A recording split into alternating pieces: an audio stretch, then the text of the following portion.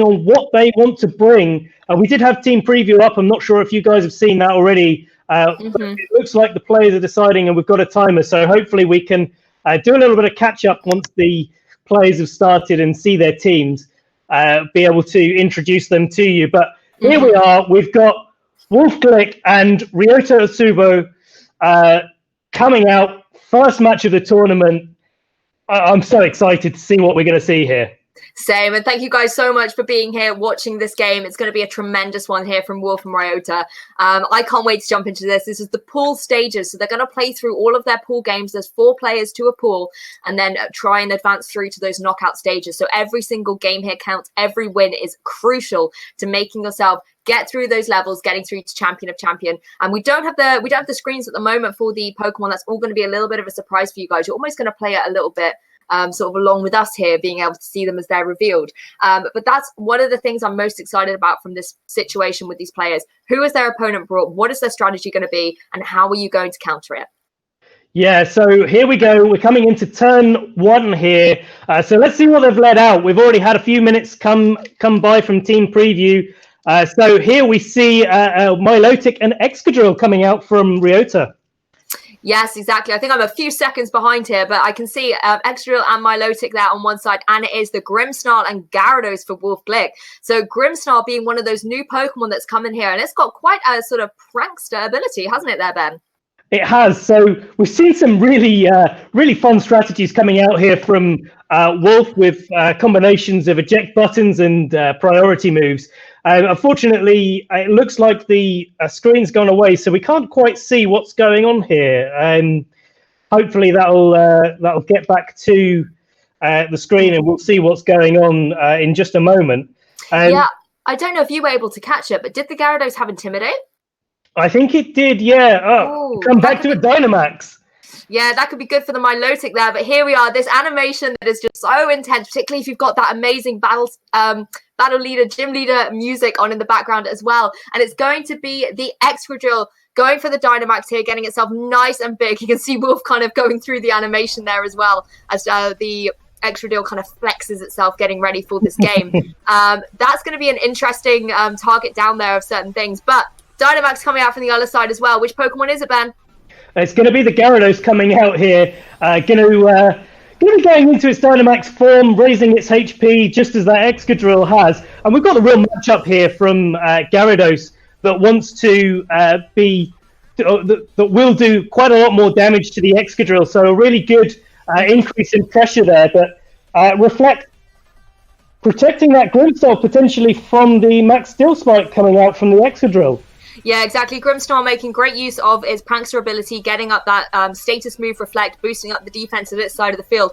Didn't really help it out too much, though, as the Max Steel Spike coming out there from the Excadrill does manage to pick up the one-hit KO. Grimmsnarl is Dark and Fairy types, obviously the Fairy typing there, making it weak to the Steel type attacks. As the Max Geyser comes out, though, from the Gyarados, going to go into that Excadrill. Thanks to it being Dynamax, though, its stats are boosted. It's able to take that a little bit better than it would have done if it wasn't a Dynamax, but crucially, that rain is on the field too. Yeah, that's going to increase the damage for Gyarados quite a lot this turn. And we're going to see what Wolfie decides to bring in here for his Grimmsnarl that fainted. And we see the Dragapult come out here. So maybe a cheeky little bit of Surf coming out potentially from the Dragapult, boosted by that rain. It may have something in the back that can take advantage of that. Ryota's going to have to be really quite careful now with his Excadrill taking quite a bit of damage. He has got the defense boost on his side, so going to be able to take the attacks potentially if this Dragapult is carrying things like Phantom Force, Dragon Darts maybe, Dragon Claw or some other moves that's quite commonly known. I didn't see what the Milotic did though this turn. I don't know if you caught that at all. I think it was Breaking Spike was the move that it went for there. Yeah, so Dragapult going for the substitute here. Yeah, Dragapult is such a speedy Pokemon here. It's got the Dragon Ghost typing. Going for that substitute is just going to help it out a little bit as these Dynamax turns keep coming out from the Excadrill, and really wise they're going for the substitute, able to not take huge damage from this Pokemon. And as we know, Dynamax, you can only go for 3 of those moves before you revert back down to your small little size once again.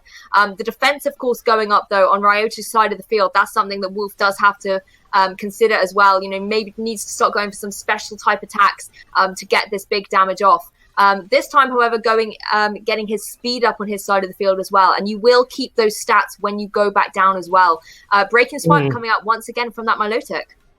Yeah, so going to be keeping the attack on Wolfie's side of the field low, making sure that even in that rain, the Gyarados isn't going to be putting too much pressure on. We saw the max airstream coming out from Gyarados that turn, and what he's really doing is making sure now his Gyarados is likely to outspeed the Excadrill that did outspeed his Gyarados previous turn. So setting up a good position where both Dragapult and Gyarados are able to keep on the pressure, make sure they're doing damage first. But that Breaking Swipe from the Milotic, stopping at least the Gyarados on Wolfie's side of the field doing too much damage, of course not going to be affecting the Dragapult too much other than doing super effective damage because of that clear body ability that Dragapult has. Yeah, exactly. Clear Body, such a good ability in this format, particularly at the moment with all of these different Dynamax moves going off. It can be so useful. Dragapult, however, going straight but up for another substitute, just wants to keep itself preserved for this last turn of Dynamax for both of these trainers. Max Guys are coming out once again from the Gyarados in the rain as well. There's no doubt this is going to be able to pick up the KO against this Excadrill, and we're going to see the big explosion happen when a Dynamax Pokemon gets KO'd. It always reminds me of those big air balloons at sort of big festivals and things. But Gyarados revealing its Moxie, not Intimidate, so that's good knowledge as well. Yeah, being able to boost up its attack as Breaking Swipe comes out once again from this Milotic. Yeah, so I think Wolfie's used the rest of his Dynamax at the end of this turn will be going for Wolfie, so he's going to have to decide what he's going to make the most use of here, whether he's going to be waterfalling again to do as much damage as he can with Rain. He's taken a few Breaking Swipes, so he's going to not do so much damage. It may be that he decides to take more advantage of that max airstream, bring his speed up for the next few turns, make sure his Dragapult and Gyarados are able to do something. If that waterfall's coming off something like there we go, Gyarados switching out here for Excadrill. Yeah, I think that's a wise decision there. Your Dynamax turns it over. You can safely switch out, reset all of those attack drops that you've had previously as Excadrill jumps back onto the field. I do apologize. I think I'm a couple of seconds behind here, so I'll play catch up as best I can. The Dragapult, however, stays on the defensive, goes straight for that Protect. And I think this is wise from Wolfie. He's preserving it, wanting to make sure that towards the end of the game, he's still got that speedy attacker on his side of the field.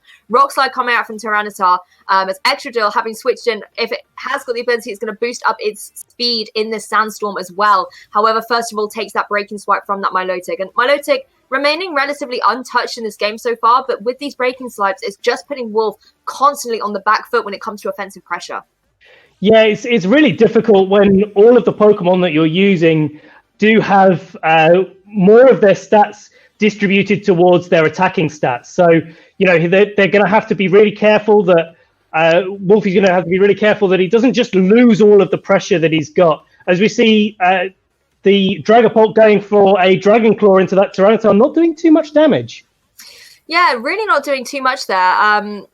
Able to jump right back behind its sub. They're revealing, though, of course, its Life Orb as well. So some really good information being given out to Ryota here. But a KO comes out there. Whoa!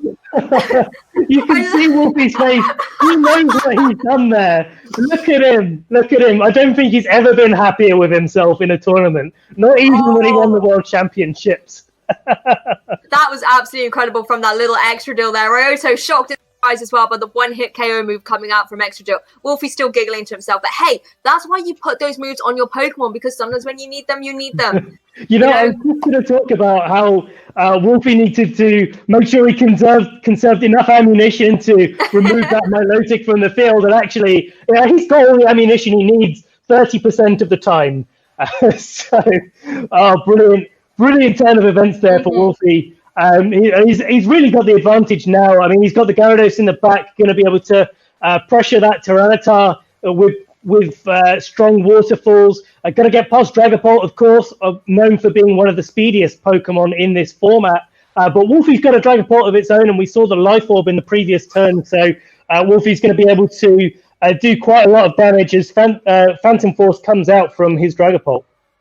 Yeah, exactly. Phantom Force coming out here, going to vanish and reappear in the next turn to deal out some ghost-type damage. Hopefully wants to target into the opposing Dragapult on Ryota's side of the field. Flamethrower coming out, though, however, going to deal some good damage to Excadrill, but not enough to get the KO, as Excadrill is free to go for an Iron Head into the Tyranitar. Not enough to pick up the KO, but will it get the flinch? No! Dragon Dance coming out instead, so boosting up that speed and attack. Ryota's getting ready to start picking up some strong KOs here. You know, I don't think I've seen a Tyranitar Dragon Dance since 2013, so yeah, that's brilliant. I'm so happy to see that back in the competitive scene. We'll see if that Phantom Force goes first, and it does. We'll see if that Tyranitar goes before the Excadrill. Yeah, that will be interesting to see. The Phantom Force, of course, going into the opposing Ghost type, does pick up the KO here. So Wolf preserving that Dragapult previously has really helped him out, but of course, Life Orb can be sort of detrimental, and he has to worry about that recoil damage on there. In fact, no, he doesn't really have to, because Rock Slide has come out, got a critical hit on the Dragapult, which don't think was strictly necessary, as Dragapult is KO'd, returning back to its Pokeball. Yeah, indeed. Well, the Excadrill's still sitting there on the field, nice and happy. But we did see the Tyranitar outspeed it, so you know the Tyranitar's now going to have to get past the Gyarados and the Excadrill, and looks like Excadrill's in a Rock Slide range. Probably going to be faster than the Gyarados as well, as we see the Avoid on the Rock Slide there coming out from Excadrill.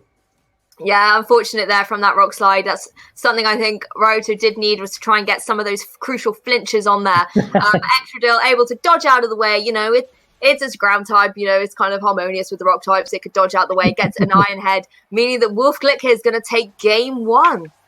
Yes, so what a game. What a game. I think there's some really important things to touch on there. We saw that Ryota decided to bring his Milotic in the early game, and it did lots of work. That Breaking Swipe was doing so well until it wasn't. But we saw that the Gyarados was Moxie, not Intimidate. Right, so yes. I think we'll see a switch up there from Ryota. I don't think we'll see this Milotic maybe take the front seat in this battle so much. I think he might opt to do something a little bit more aggressive in the way that he approaches this game, because that Milotic wanted to get the competitive boost, but it ain't coming out from that Gyarados. No, it certainly wasn't. I absolutely love the reveal of Horntail on there as well. Like, just such a way to kick off the tournament in style. A lot of people sometimes have this debate about proper teams, meme teams, you know, that kind of debate often surfaces. And a lot of people sometimes say that the one-hit KO moves, they can often be just kind of your kind of last chance saloon kind of moment. And I think that's why sometimes you really need them on your team, because at the end of the day, if you're backed into a corner and you've got a 30% chance against a 0% chance to win, you know, for example, if you've got sort of ghost type moves facing down against a normal type Pokemon, for example, that 30% could be what you need. And I love that Wolf kind of was brave enough to pop that on that Pokemon, and it gave us a lot of entertaining seconds there as well. Yeah, indeed. I don't know if you caught it. I mean, there's some really interesting Pokemon coming out from both players. We saw an Eldegoss on Wolf's side of the field, which I really hope we see, because it's not something that I've looked at and thought, this is going to be brilliant. So I'm sure Wolf's done something really exciting with it. So I'd love to see that. And if that was in the back, maybe he would have had a way to get through that Milotic. And here we go. We see it coming out. Turn 0, we see Eldegoss on the field. I didn't quite catch what it was partnered with. I think it was that Gyarados.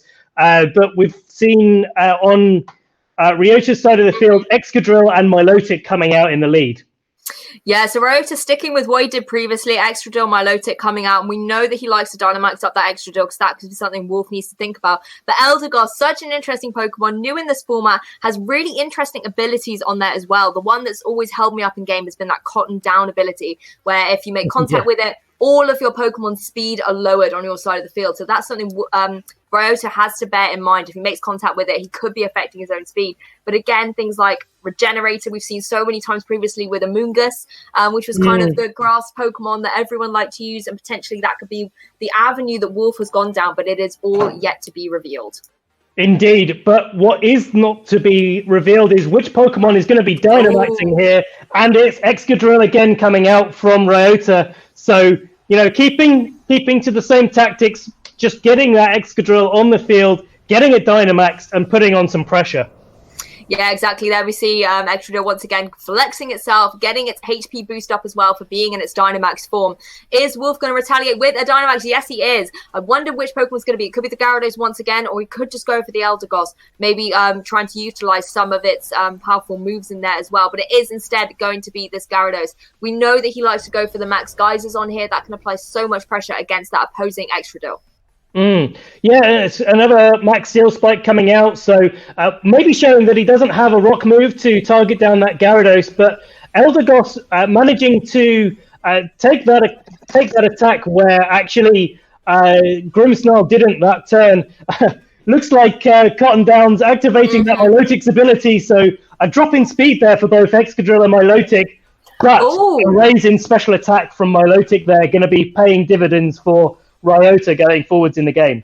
Yeah, that's a really interesting exchange of stats in all honesty. So, yes, Eldegoss manages to get the speed lowered on the opposing side, but that also benefits out the Milotic. So it's all these different kind of calculations Ryota and Wolfe have to be aware of whenever they're going for one move. It can have a domino effect throughout both of the teams. Max Geyser coming out, of course, once again from Gyarados going into that Excadrill, going to bring the rain onto the field.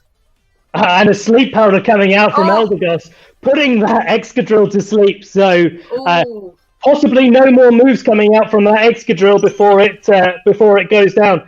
I really like the exchange here from the Eldegoss. We saw that Cotton Down coming out, and it's doing a lot of work for that Milotic. But we saw in the last game that Gyarados had to max Airstream to be faster than the Excadrill in turn 2. Now that isn't the case. Excadrill's taken some speed reduction here going into this turn already, so a Max Geyser can come out, another Sleep Powder can come out, and that's exactly what happened going into the Milotic there. Yeah, Dodge is out the way though, so Milotic not going to be sleeping in this particular turn, but that Excadrill is leaving itself vulnerable to the grass type move coming out here from the Gyarados in its D-Max form here. Going to be, of course, be dealing a huge amount of damage into the Milotic. Into the Milotic, yeah. So bringing that grassy terrain onto the field as well, that's going to boost up grass type moves going forward. Muddy Water coming out there from Milotic, finally deviating from its breaking swipe that it seemed to have been locked into for most of this set so far. And look at that damage. I mean, that's coming from a Pokemon that's not usually known for being offensively trained against Pokemon that resist it, and it did 35% to Gyarados in its Gigantamax form. That's the equivalent of it doing about 65% in its normal form to a Gyarados. I mean, that's incredible. So Ryota's really taking advantage of Eldegoss here, as much as the speed lowering effect is not doing him so many favors, being susceptible to that Sleep Powder coming out again and actually hitting the Milotic this time. He's getting some offensive pressure out of it. Yeah, exactly. It's really helping Wolfe out here, able to kind of put himself in the right position, negating the offensive power that Ryota can give, particularly with these Dynamax turns. That's 2 now that's come out from that Excadrill. This is the last turn of Dynamax. So it's basically kind of negated that and wasted that Dynamax opportunity there from Ryota. The Max Overgrowth coming out once again. Not picking up a KO, however, as Ryota's Pokemon just taking a little bit of a nap into this game too, but Wolfe putting himself into such a strong position to punch out this set. Yeah, there's a little bit of a cross purposes here, right? You need to use Max Overgrowth to be able to effectively damage the Milotic, but unfortunately, what you're doing is setting up grassy terrain which heals it. So not only have you got the situation where the Max Steel Spike has come out right at the start of the game, that first turn where Excadrill was actually able to move, going into that Eldegoss and setting off Cotton Down, did 2 things, right? It raised Milotic's defense, which allowed it to take those Max Overgrowths, but also it started to heal it as well. Yeah, and Giga Drain coming out here from the Eldegoss as well. Boosted up, of course, by that grassy terrain, able to regain a little bit of health from that Milotic, but Milotic's still hanging on. A wake up, though, however, the Excadrill manages to wake up on its 3rd turn, goes for the powerful Iron Head, and will be able to pick up a KO against the Eldegoss. But not before the Cotton Down comes out and will reduce the speed once again and boost up that Milotic. Yeah, well, that Milotic's now at 6+, has been since last turn. So whenever it wakes up, whenever it fancies, it's going to be doing a lot of damage here. We see Excadrill going down to what I assume was a waterfall from that Gyarados in the rain. So No chance of it surviving that, but that Milotic wakes up, hits the recover button, and it's going to go back up to just above 50% HP. Oh, this is where Ryota's really turned the tables, because Wolfe looked to be in such a strong position. He put both Pokemon to sleep. Yes, he was boosting up that Milotic, but he had the tools to maybe try and pick up the KO before it woke up and was able to get the benefits from its special attack boost. But now that Milotic's woken up, got the HP recovery on the side, a notoriously bulky Pokemon anyway, it's going to be a little bit of a struggle here from Wolfe. Gyarados can't hit it for huge damage. And there's now the Dragapult on Ryota's side of the field against Wolfe's Dragapult. There's going to be some speed mind games going on here, Ben. Well, there is, but we saw that Dragapult on Wolfie's side of the field last game did attack twice first, so maybe an indication that Ryota's is not trained so fast. We talked about Milotic being bulky, and actually that grassy terrain not doing too many favors for the Gyarados, not being grounded, isn't going to get the boost from the grassy terrain, but it was a speed tie. Thunderbolt comes out from Ryota's Dragapult and KOs Wolfie's Gyarados. Yeah, Wolfe's lost his Gyarados there, going to go back to his trainers. Dragapult does go for the Dragon Claw, going into the opposing Dragapult, able to pick up the KO. But Dragapult on Wolfe's side now going to be so exposed from the Milotic. Yeah, and a big muddy water coming out from this Milotic, so no damage. Whoa! Whoa! Look at that! Look at that damage. That was a single target, muddy water in the rain from a 6+ Milotic. That, ladies and gentlemen, is damage. Well, that's how to certainly turn around the tables. Milotic here able to regain a little bit more help from that grassy terrain that Wolfe kindly set up for him earlier on in the game. But of course, Muddy Water, one of those moves that's also a little bit of a risk. Yeah, it can miss. Can also reduce the accuracy from your opponents. But, here we go. Where there's a will, there's a way. And the way is Horn Drill right here, because that Excadrill on Wolfie's side of the field, forgive me for being confident and maybe saying what's definitely going to happen. If that gets hit by a Muddy Water, there's nothing that Wolfie's Excadrill is going to do about it unless it's holding a Focus Sash. And it will need a Focus Sash. Yeah, that'll definitely be what it needs. But of course, then Tyranitar can easily just follow up with a move. It's going for the Horn Drill. It does not connect as Dragon Dance comes out once again for Tyranitar. Ryota kind of, I think, laughing in relief there because that really could have been game-changing there for Wolfe. As the Muddy Water comes out and does indeed connect. And does pick up the KO. So, a good reveal that Wolfie's not actually holding the Focus Sash on his Excadrill. I'm not sure if we've seen what item it is holding. So not necessarily telling, but certainly something that you want to know about going into the next turns, next games. He knows now, Ryota knows that if he's in sand maybe, and he's got the ability to max Quake against the Wolfie's Excadrill, that he's going to probably pick up the KO. So that's really good information for him going on and does solidify that Excadrill lead as something that's really threatening to Wolfie.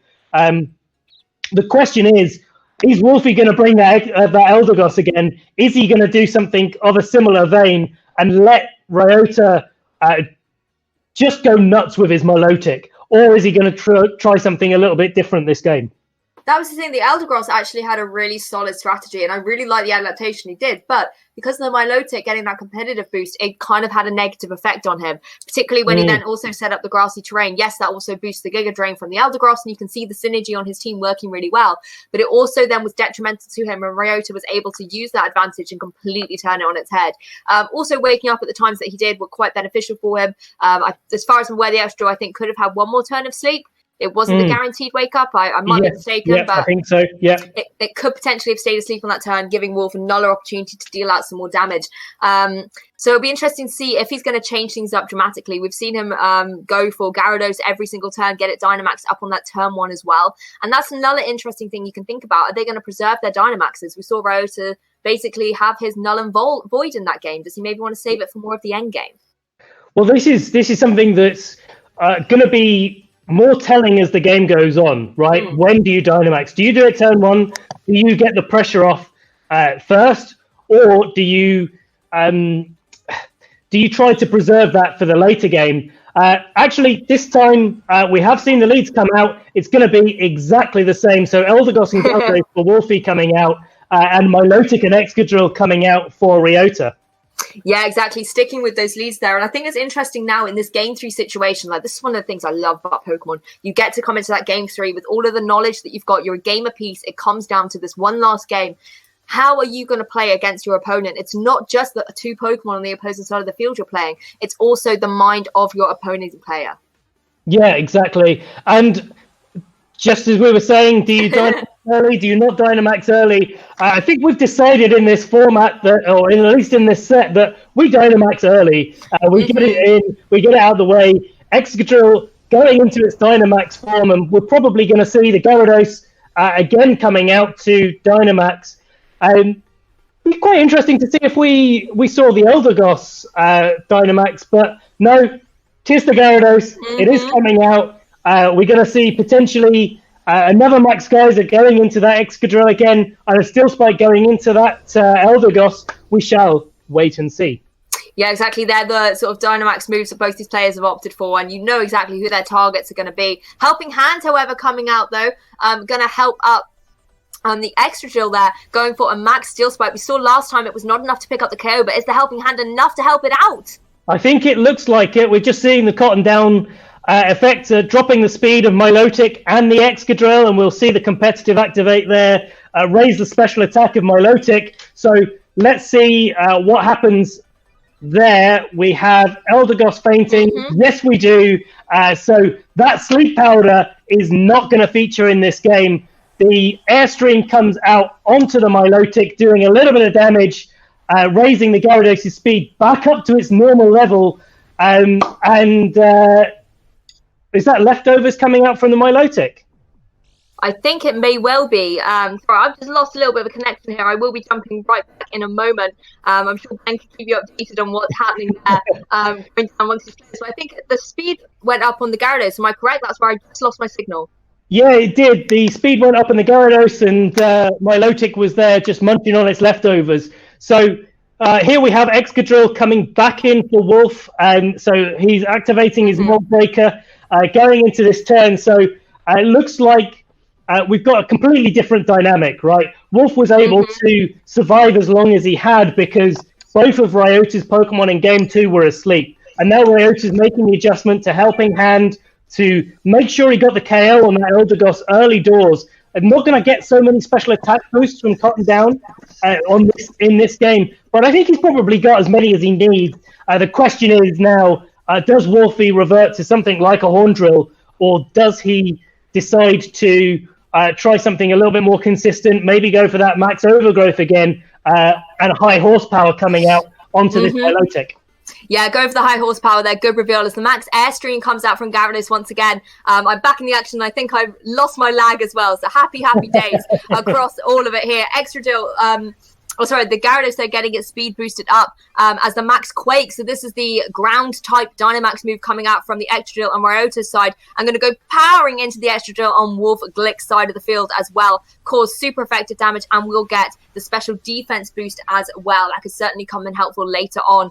Excadrill on Wolf's side, unfortunately, has been KO'd a Pokemon that has done quite a lot of work for him throughout this set so far, as Muddy Water comes out once again from Milotic. We've seen the damage it can do, and the accuracy drop happens. Drop. Here we go. So as soon as Gyarados goes back into its normal form, it's not going to be able to hit in the same way. We do know that Dynamax moves, the max moves of a particular Pokemon, don't ever miss. So that accuracy drop isn't going to come into play over this turn, but next turn, once Gyarados goes back to its normal form, it is going to make a big difference, especially if it's sporting that Power Whip that we've seen, likely the move that's generating that Max Overgrowth. 85 base accuracy at the start, so as soon as you start lowering that, it becomes a slightly tentative proposition to be able to hit your opponent. We have seen Dragapult come out as Wolfie's last Pokemon here, so we've seen that do quite a lot of work, but we've also seen a speed tie here, not going to be in effect as the Max Airstream comes out, manages to finish off that Milotic, and going to raise the speed of both Dragapult and Gyarados on Wolfie's side of the field.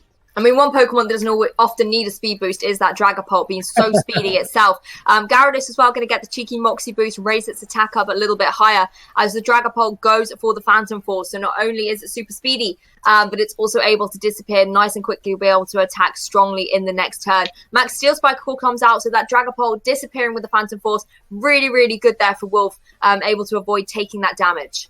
Yeah, the question is where did this Phantom Force target, right? Because we've seen that Ryota in every game has brought his Dragapult in the back. We've seen Tyranitar come back in. It's going to activate that Sound Stream for Ryota. So the question is does the Phantom Force go into that Excadrill, or did Wolfie predict that the Dragapult was going to come out and maybe target into that Tyranitar slot that was a Milotic? So, really, really important there what he's targeted going into this turn. But it also does mean that Ryota's managed to trap his Dragapult. Dragapult has to reappear this turn. And if Wolfie isn't able to dispatch that Tyranitar before it's able to move, then Ryota's going to have a potential free Crunch or a Dark Pulse or, another really powerful attack going to be launching into that Dragapult on Wolfie's side of the field. And that's going to make a real difference. Probably bringing down Wolfie back down to one Pokemon and having Gyarados with its reduced accuracy against the world. Yeah, exactly. And Ryota is having that classic combination of Excadrill and Tyranitar. You often see them together thanks to their excellent synergy. It's going to be the Tyranitar that's the target of the Dragapult's Phantom Force. And as you can see, it really does not deal a lot of damage there. Life Orb recoil as well, going to hurt that Dragapult. Could potentially be detrimental in the end. But the Waterfall coming out from that Gyarados saying, hey, you're not going to deal a lot of damage with your Ghost type move. Let me help you out with the Waterfall. Doubling up into that Tyranitar, picks up the KO, gets the Moxie boost as well as high horsepower comes out. This has got to be into that Dragapult. Yes, it is. Of course, the flying type Gyarados isn't going to worry about that too much at all. Oh, Dragapult KO'd by the sand. Yeah. Oh, I told you that Life Orb. Oh. Yeah, a combination of that Life Orb on Ryota's side of the field coming out there, I think, is what we saw proccing there. Not just not quite enough. I mean, I didn't quite catch the actual number, but it was in the red, the Dragapult on Wolfie's side of the field. Only just fainted to the Dragapult there. So Gyarados deciding that it wants to just go straight out of there, come out of the way of this Dragapult on Ryota's side of the field, avoiding an Earthquake and an Iron Head, and gets busted by the Sandstorm.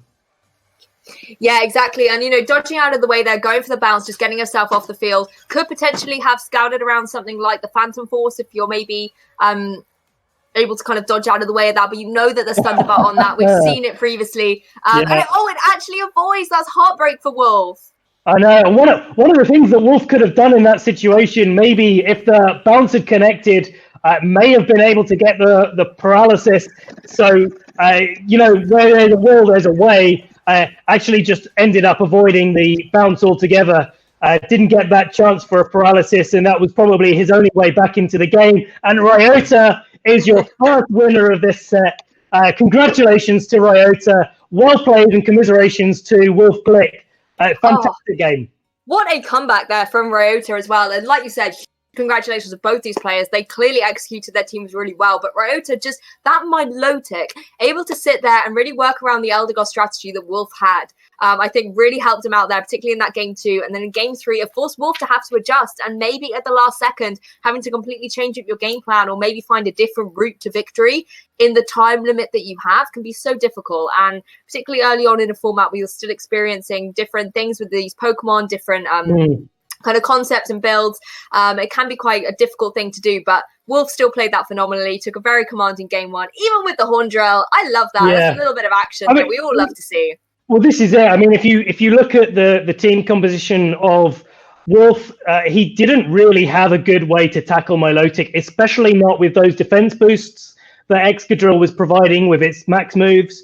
Max Steel Spike raising its defense, Max Quake raising the special defense. So, there wasn't a particularly strong way for Milotic to be dealt with on Wolfie's side of the field. And, when you're using a Gyarados to beat a Milotic, it's not the most ideal situation, especially combined with that Eldegoss giving Milotic such an offensive presence where maybe if it wasn't if that wasn't the case, maybe if Cotton Down wasn't in effect, Wolfie would have been able to just let that Milotic sit on the sidelines, not do so much. Maybe, it would put a few breaking swipes onto the field, but hey, that's not the worst thing in the world to be able to deal with. Yeah, exactly. It's that thing with the Dynamaxing as well. When you've got both those Pokemon, such offensive pressures on the field, you kind of have to make sure that you're dealing with them, targeting down or accommodating them in some way. So it left Wolf in an awkward position where you've got this Milotic, this absolute tank sitting on the field, and you're unable to target it down because the Excadrill being so highly offensive in its own way.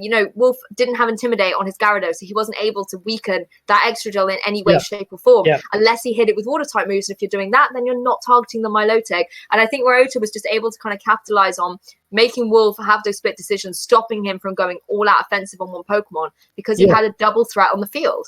Yeah, exactly. And, you talk about is the Dynamax Pokemon the most important Pokemon? And if you look at, Wolfie's composition in that match, it was the most important Pokemon on Wolfie's side of the field. But actually on Ryota's side of the field, that Excadrill was doing a lot of work. It was doing a lot of damage, but actually it made another Pokemon more of a threat, right? So, it wasn't just the Dynamax Pokemon that was important, it was the team.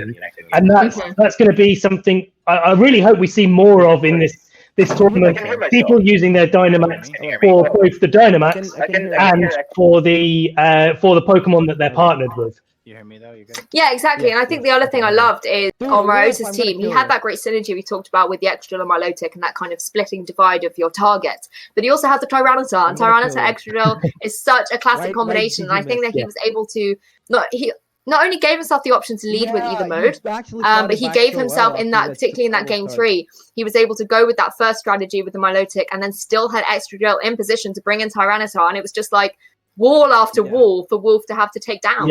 Yeah, exactly. And, Tyranitar, again, going back to the team compositions, right? And this is what happens in an early format, is you don't know so much what to prepare for. Ryota's wasn't using a combination of Tyranitar and Excadrill that we haven't seen before. Certainly, we've seen a lot of that in this format already, and it's quite a prevalent combination. But, how does it get paired with? How do you build around that combination to make it as effective as you can? And we know that, from previous formats, back in 2017, Milotic was a great Pokemon to use, and we saw quite a lot of it with its competitive ability around Pokemon that it worked with. So, in this case, how do you stop Tyranitar and Excadrill from being a really big threat? You give it, you put Intimidate out on the field. How do you stop Intimidate being a threat? You put a Milotic there. And actually, with the change in speed mechanics, so in previous formats, Excadrill would have had to maybe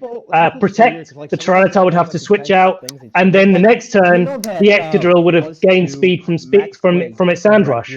In this format, everything's different. That Milotic could have always switched back out into the Tyranitar.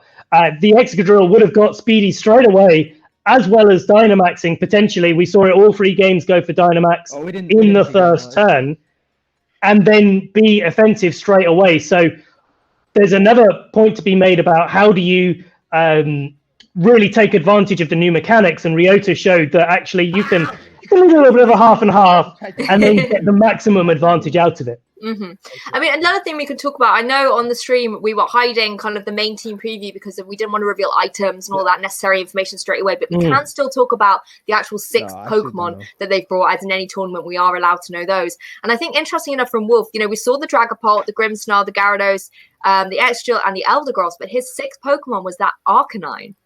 Yeah, it was. Yeah. And something we've seen in previous back in 2017, there was an Arcanine on just about every other team, and that got taken over by Incineroar. Very swiftly.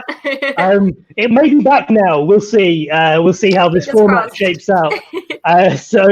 Always the fire type with the Intimidate that switches into the Intimidate, and we've seen a little bit of some really nice strategies with Beat Up and Justified, which is coming away completely from the Arcanines of old and those intimidating Pokemon that we know and love in VGC and have been so prevalent in so many years. But going back to team preview, I mean, we didn't see any of it, but we saw Sigilith, we saw Delmise on Ryota's team. We didn't see either of those, and that's really disappointing, but hopefully we'll see them later on in the tournament, because something else about when you get restrictions in a format, when restrictions in what Pokemon you're allowed to use is suddenly these Pokemon which are outside picks in most formats suddenly become inside picks. So maybe we're seeing the start of a new trend.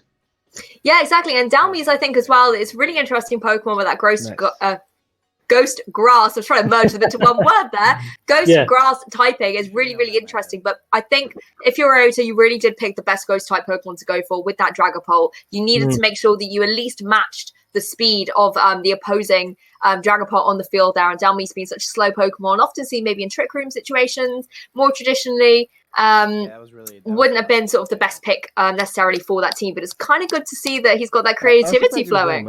Yeah, and I'm hoping that we go to all of these different players and they're all doing something slightly different and really trying to feel their way through the format in so many ways, that we're going to see some real innovations coming out, and that's what I'm really hoping to see more of. Exactly. Well, that's round one to a close. All the players have competed. Various records will be updated as we get them through, of course, on the stream here. But I can confirm, I think our round two is going to be Sagen versus Paul, which is very, very exciting. Two players we haven't seen on the, our stream so far at the moment. I think we're going to have about 10 minutes before that game goes next. But this is definitely your time. If there's someone that you're rooting for, if you're rooting for Sagen, Park, or Paul Ruiz, they're going to be here on this stream for round two. It's pretty interesting, mainly because I think that's going to be like probably the fact that many max one of the toughest matches, I think, because they're both quite creative players, don't you think, Ben? I do, yeah. I mean, Pachirisu, right? Pachirisu and Moltres. Moltres is something that I really like as a Pokemon. Never saw use in VGC until, as you mentioned it earlier, Lou, it came in that international championship in Latin America. I think it was 2018 rule set, wasn't it, that it came out, or was it 2019? 2019 it came out, wasn't it? I think so, yeah. After his world championship win. So, both players are gonna be creative. They're gonna do something quite interesting, I'm sure. But it's anyone's guess who. We've got 400 Pokemon in this format. Which ones which six are they going to narrow it down to? Which six do they think that are really going to be the ones to use and the ones to win this tournament? Because they're not playing to get through the Swiss rounds here and get to the top cut. They're playing to win. Yeah, exactly. It's champion of champions. They've all got that competitive spirit. Nobody's in here necessarily just for the fun. Everyone has come here to win, and they want to make sure that they're showing themselves as best they can as well, and showcasing all the teams and things. I think it's going to be interesting to see if Sagen's maybe picked up another sort of chubby-cheeked little Pokemon. We all know we love Pachirisu. I would love to see Pikachu. That would be amazing. Oh, God, Lou, no. I don't... Chubby makes its return. I mean, come on. Yes.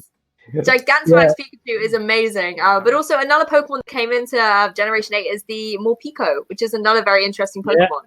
Yeah, and it's got it goes hangry. It has its hangry mood. I can't believe that managed to make its way into the game. And I remember when it was first revealed, I think I messaged you, didn't I, Lou? I said, Lou, this is you as a Pokemon. It's hangry mode. It's coming out, but also, it's the typical, electric mouse Pokemon. But it does get an interesting move. It gets that Aura Wheel, which does loads of damage. So, maybe it's something that we'll see some of in this tournament. Yeah, exactly. I think we're going to have a break really shortly in a moment. I'm not sure where the direction is going to come from. I do apologize. But just so that we can all kind of just grab a refresh, make sure to stay hydrated, whether you're here on the stream or not. That's like the one rule that we all like to say. But yeah, you need to make sure that you're getting ready for this round two, because ultimately it's going to be phenomenal.